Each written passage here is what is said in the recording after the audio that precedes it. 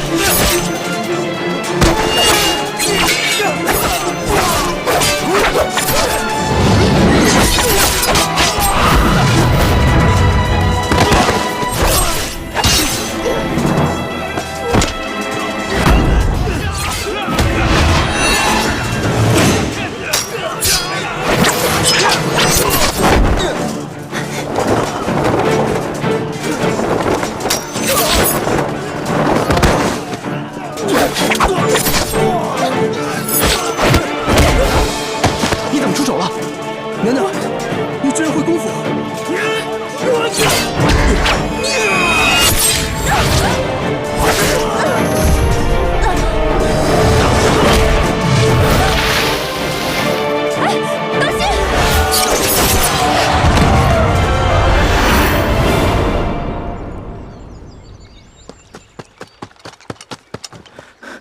奴才已查看了竹林，没有发现敌人。好，知道了。奴才告退。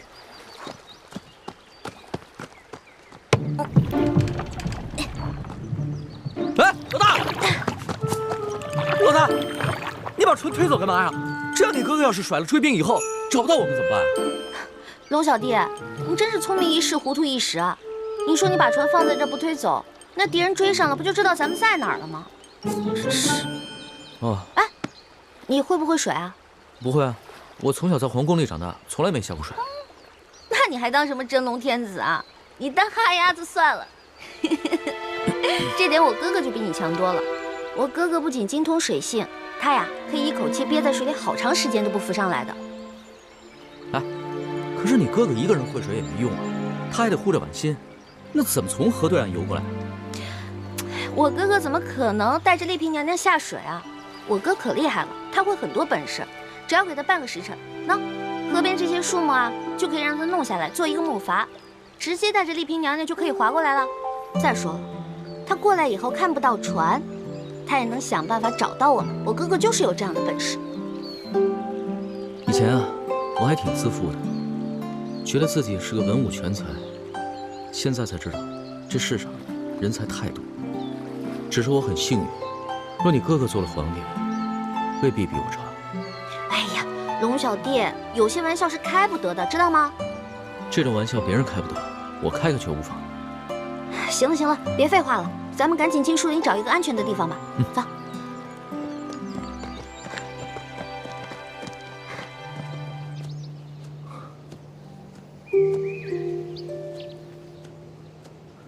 倾城，你感觉怎么样了？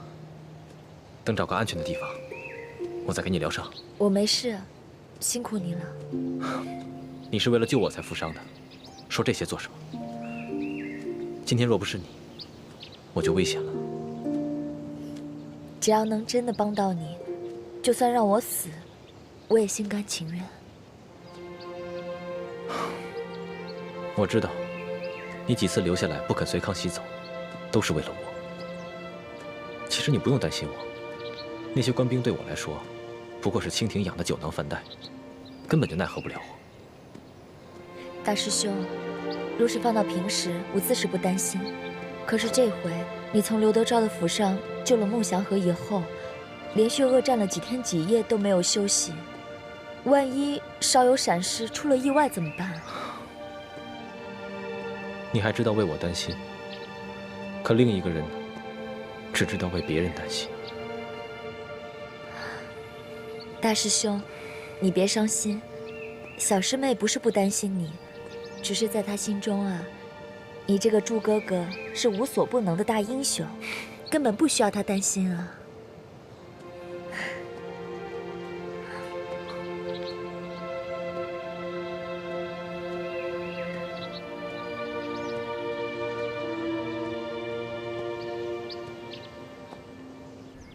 臭死了！你说你吃那么多干嘛呀？你哪是龙啊？你就是一头猪！你才是猪呢！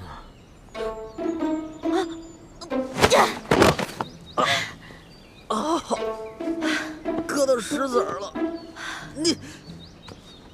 你干什么？要弑君啊？你有没有良心啊？我累成这样，你在上面给我装昏迷啊？不是，我哪儿装昏迷了？我刚才是被你撞晕了。得了吧，你刚刚明明是醒的。不是，我本来真的是晕着的，你走路摇摇晃晃的把我给摇醒了，我正想下来呢，这不知道你这叽叽咕咕说什么呢，我就想听一下，没想到啊，你居然在背后说我的坏话，被我发现了以后，你还行凶把我扔在地上。恶人先告状啊！行，我躲开行了吧？别，哎，老大，你不是。你别生气啊！我请你吃好吃的还不行吗？不是，哎，老大，我这屁股坏了，我追不上了。哎，老大，不是，别生气，你听我说，我那时候，哎，不是，老大，你考虑一下伤残人士。走开！快走！二位，快走啊！越来就走。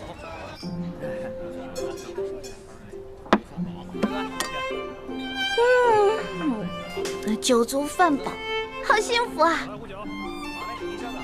不过。我大哥跟丽萍娘娘不知道怎么样了。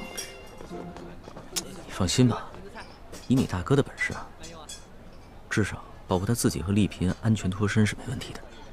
但是我们去哪儿找他们呀？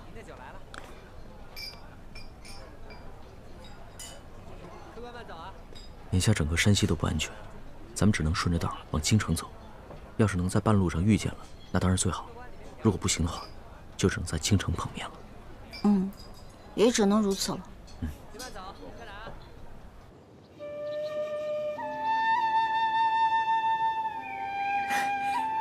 大师兄，不是那儿，是这里。啊！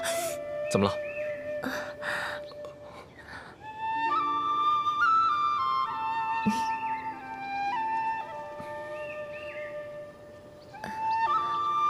大师兄，现在啊。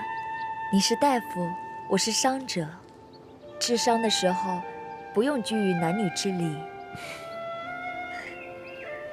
来，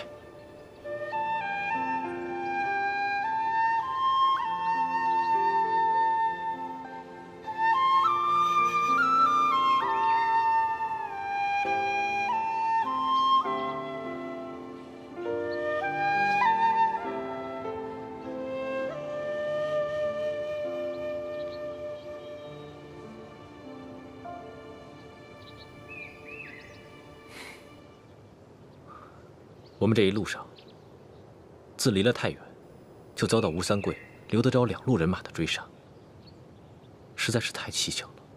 你的意思是说，为什么他们对我们的行踪和计划了如指掌？对，我怀疑我们内部出了奸细。很有可能，我估计应该是康熙的侍卫里有内奸，多半是鳌拜的党羽。也可能是吴三桂的人，他在清廷当中安插了不少的眼线。既然这样，那我们就离间康熙和吴三桂的关系，让他们君臣内斗。我也是这么想的。